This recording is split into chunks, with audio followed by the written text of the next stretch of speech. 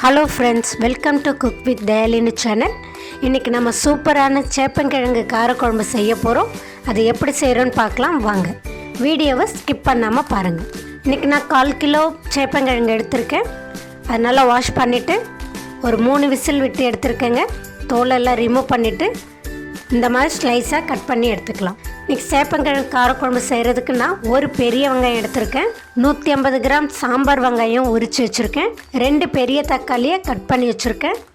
ஒரு கை அளவு பூண்டை உரித்து இடித்து வச்சுருக்கேன். பாத்திரம் சூடாயிருச்சு. 2 டேபிள் ஸ்பூன் நல்லெண்ணெய் விட்டுக்கலாங்க. எண்ணெய் நல்லா சூடாயிருச்சுங்க. 1 டேபிள் ஸ்பூன் கடுகு போட்டுக்கலாம். கடுகு பொரிய ஆரம்பிச்சிருச்சு. இந்த ஸ்டேஜில் 1/2 டீஸ்பூன் வெந்தயம் ஆட் பண்ணிக்கலாங்க. 1/2 டீஸ்பூன் சோம்பு ஆட் பண்ணிக்கலாங்க. இது கூடவே கொஞ்சமாக பெருங்காயத்தூள் ஆட் பண்ணிக்கலாங்க. இடித்து வச்சுருக்க பூண்டை ஆட் பண்ணிக்கலாம். இது எல்லாத்தையும் நல்லா மிக்ஸ் பண்ணி விட்டுருலாங்க. காரக்குழம்பு செய்யும் போது நல்லெண்ணெயில் செஞ்சிங்கன்னா டேஸ்ட் இன்னும் நல்லாயிருக்கும். பூண்டு இந்த அளவுக்கு வதங்கினா போதுங்க. இப்போ நறுக்கி வச்சுருக்க வெங்காயத்தை ஆட் பண்ணிக்கலாங்க. இது கூடவே சாம்பார் வெங்காயத்தை ஆட் பண்ணிக்கலாம். எல்லாத்தையும் நல்லா மிக்ஸ் பண்ணி விட்டுருலாங்க. வெங்காயம் நல்லா வதங்கட்டும். இந்த அளவுக்கு வெங்காயம் வதங்கினா போதுங்க. குழம்புக்கு தேவையான அளவு உப்பு ஆட் பண்ணிக்கலாம்.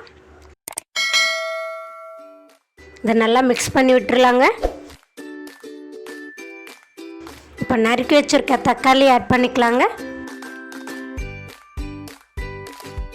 எல்லாத்தையும் சேர்த்து நல்லா வதக்கி விட்டுருலாங்க.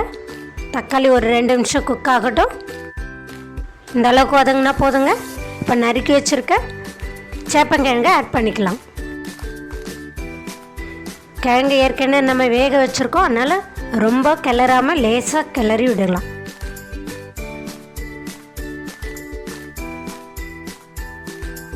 இந்த அளவுக்கு கிளறினா போதுங்க. 1/2 டீஸ்பூன் மஞ்சள்தூள் ஆட் பண்ணிக்கலாங்க. குழம்புக்கு தேவையான அளவு மிளகாத்தூள் சேர்த்துக்கலாம். நான் இன்றைக்கி 1.5 ஸ்பூன் மிளகாத்தூள் சேர்த்துருக்கேன். குழம்பு மிளகாத்தூள் தான் சேர்த்துருக்கேன். உங்களுக்கு காரத்துக்கு ஏற்ற மாதிரி குறைச்சி போட்டுக்கோங்க. இது எல்லாத்தையும் நல்லா மிக்ஸ் பண்ணி விட்டுருலாங்க. நல்லா மிக்ஸ் பண்ணி விட்டாச்சு.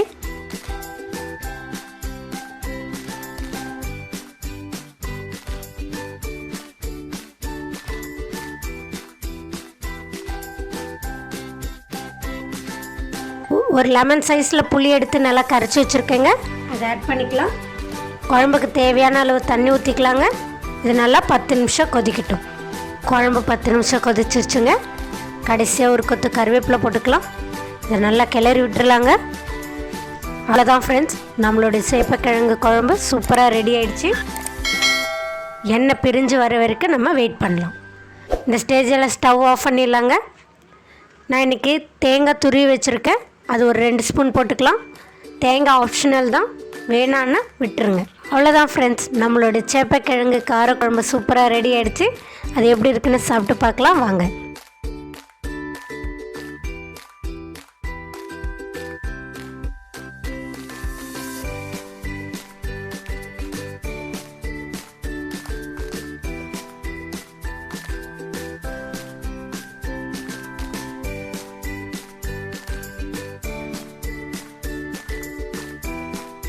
அப்படியே ஒரு கிழங்கு எடுத்து சாதத்தோடு வச்சு சாப்பிட்டு பார்த்துடலாம்.